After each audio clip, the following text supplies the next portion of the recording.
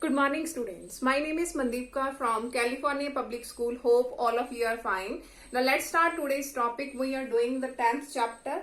The name of the chapter is Sequence and Series, and we are doing it second worksheet, and already we have finished this maximum number of questions. So let's start the next question. Here is the 23rd question. If A, B, C are in AP, that means in arithmetic progression, prove that B plus C, C plus A plus B are also in AP. So before starting this question, I just want to explain some basic rules of arithmetic progression. So the first one is, let us suppose that is arithmetic progression. Here is A plus D, A plus 2D, A plus 3D up to so on. That is the arithmetic progression sequence. These all the terms. Here is the first term, second term, third and fourth term. Now according to the first rule, we can add any constant value in this terms. In that condition, that sequence will remain the arithmetic progression. Let us suppose that is the arithmetic progression sequence. If I will add any constant value, let us suppose I have added the k, that means if I will add k in all these terms, in that condition, that sequence will remain the arithmetic progression.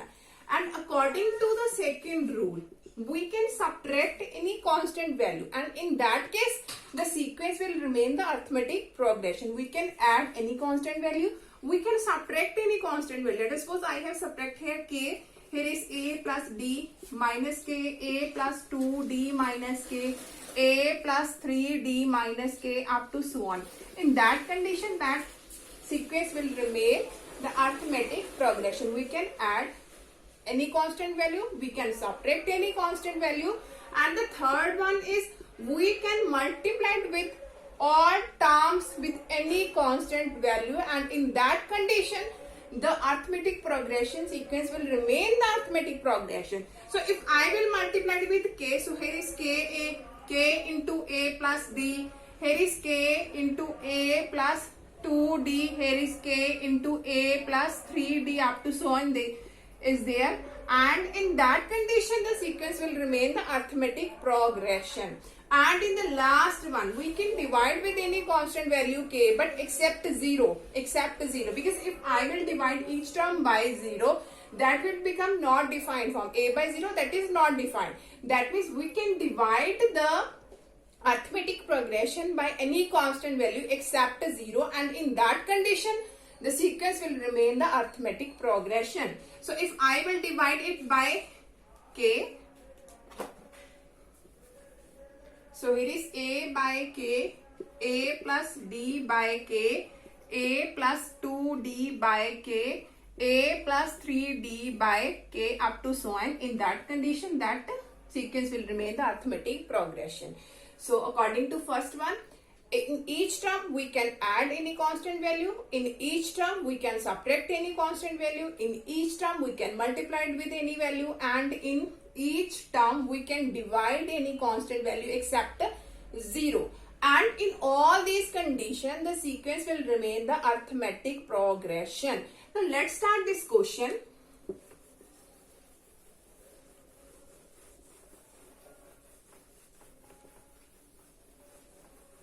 Okay, now look at here. Here is A, B, C are in AP. A, B, C are in AP, and we have to prove here B plus C, C plus A plus B. Now here is B plus C. Here is only A. That means we have to convert A into B plus C form. So according to the second rule, we can subtract any constant value here. So firstly here A, B, C are in AP. If I will subtract A plus B plus C from each term, so here is A plus B plus C, B minus A plus B plus C, and C minus A plus B plus C. In that case, that will remain AP. That will, why I am going to subtract A plus B plus C? Because look at here, it B plus C.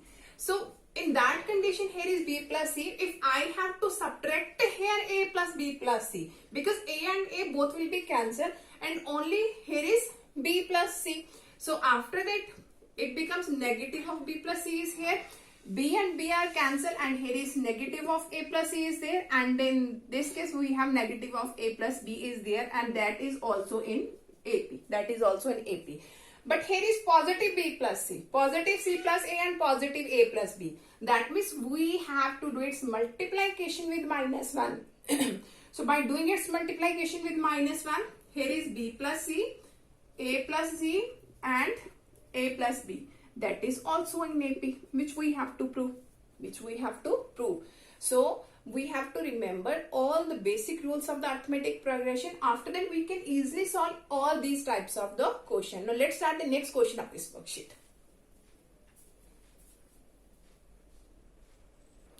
Okay, now the next question of this worksheet is if A plus B plus C is not equal to 0, and here is B plus C over A, C plus A over B, and A plus B over C are in AP, then we have to prove 1 over A, 1 over B, 1 over C are also in AP. So firstly here is B plus C over A, C plus A over B, and A plus B over C are in AP. Now look at here, we have to prove here 1 over A. So in which condition we can convert it into 1 over A? If I will add 1 in each term, here will become B plus C over, I'm going to write this one, B plus C, here is plus 1, C plus A over B plus 1, A plus B over C plus 1, by adding 1 in each term. That will remain in AP. So after that, by taking its LCM, it will become B plus C plus A over A. Here is C plus A plus B over B.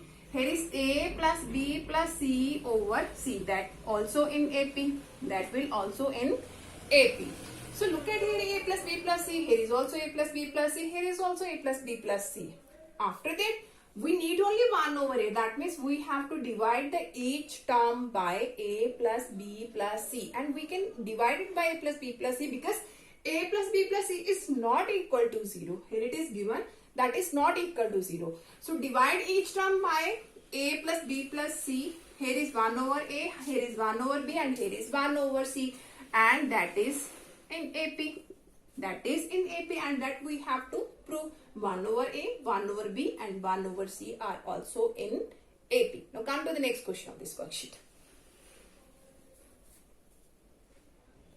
Okay, now the next question is if A, B, C are in AP, and we have to show that this one. Now in this question, A, B, C are in AP, and we have to show that A minus C whole square, that is equal to 4 times of B square minus AC.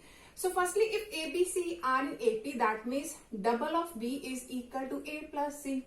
If 3 terms are in AP, that means double of this one is equal to addition of first and third. Now look at here. Here is whole square. So how can we convert this into the form of whole square? That means firstly we have to do it scaling. So scaling both sides.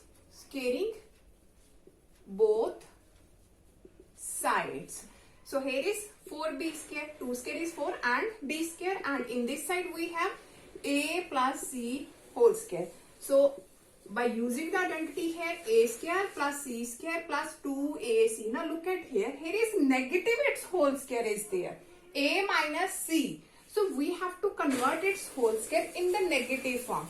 So how can we convert into negative? If I will write this minus of 2ac plus 4ac. Plus 2ac can be written as minus 2ac plus 4ac, because that will become a minus c whole square. And here is plus 4ac, and in this side we have 4b square. Now positive 4ac, in this side it will be negative. So here is 4b square. Negative of 4ac is equal to a minus c whole square. Now by taking 4 as a common, here is b square minus of ac, that is equal to a minus c whole square. And that we have to prove, hence proved. So hope so that all of you have been clear about in which way we can solve this type of question. Now come to the next question of this worksheet. Okay, now the next question is if ABC are in AP, then we have to show that that is equal to this one. So firstly here is A, B, C are in AP. So that means 2B is equal to A plus C. 2B is equal to A plus C. Now we have to prove that is equal to this one. So by taking its left hand side, firstly here is left hand side, that is A square plus C square plus 4AC. Now we know about the value of A plus C. A plus C. So how can we convert it into A plus C form? If I will write this, here is A square plus C square plus 2AC plus 2AC. I have subtracted 4AC into 2AC plus 2AC.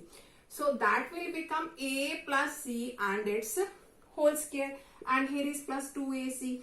After that its square is there, that means it can be written as A plus C into A plus C, and here is 2AC. Now the A value of A plus C, that is 2B. So put down here 2B and you have to take it as it is. Why we are going to write it as it is? Because here we have to make it AB plus BC plus CA. So you have to put down the value of only one A plus C. So here is 2B into A plus C plus 2AC. Now we can take 2 as a common. So by taking 2 as a common, here is B into A, that is AB. B into C, that is BC. And here is AC, that we have to prove. Its left hand side is equal to its right hand side. That means 2 times of AB plus BC plus CA. That is equal to its right hand side. Now come to the next question of this worksheet.